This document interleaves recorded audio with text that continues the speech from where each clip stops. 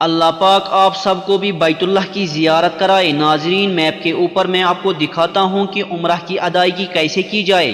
اگر آپ عمرہ کی نیت سے نکلے ہیں تو پہلے غسل کر کے خود کو پاک کریں۔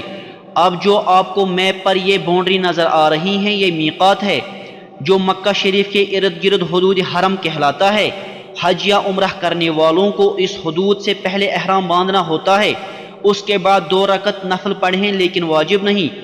اس کے بعد تمام زائرین حرم شریف کی طرف اپنا سفر شروع کرتے ہوئے تلبیہ پڑھتے جاتے ہیں، یعنی لبیک اللہم لبیک لبیک لا شریک لک لبیک ان الحمد والنعمت لک والملک لا شریک لک۔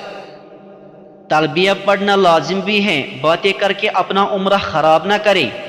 اس کے بعد اگلا مرحلہ آتا ہے طواف کا، یعنی کعبے کے ارد گرد 7 چکر لگانا۔ اگر موقع ملے تو حجر اسود کو بوسہ دینا۔ اس کے بعد مقام ابراہیم پر 2 رکعت نماز پڑھنا۔ اس کے بعد کھڑے ہو کر زمزم پینا ہوتا ہے، جو کہ سنت ہے اور سعی کے لیے تندرستی کا سبب بھی۔ اس کے بعد سعی کی جاتی ہیں، یعنی صفا اور مروہ کے 7 چکر لگانا۔ یہ کل سفر 3.15 کلومیٹر کا بنتا ہے۔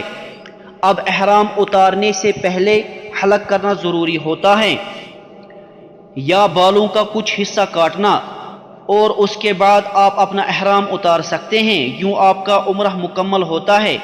ہمارا آپ سے سوال ہے کہ کیا آپ کو معلوم ہے کہ محمد رسول اللہ صلی اللہ علیہ وسلم نے اپنی زندگی مبارک میں کتنے عمرہ کیے ہیں؟ اگر معلوم ہے تو کمنٹ سیکشن میں جواب لازمی دیں۔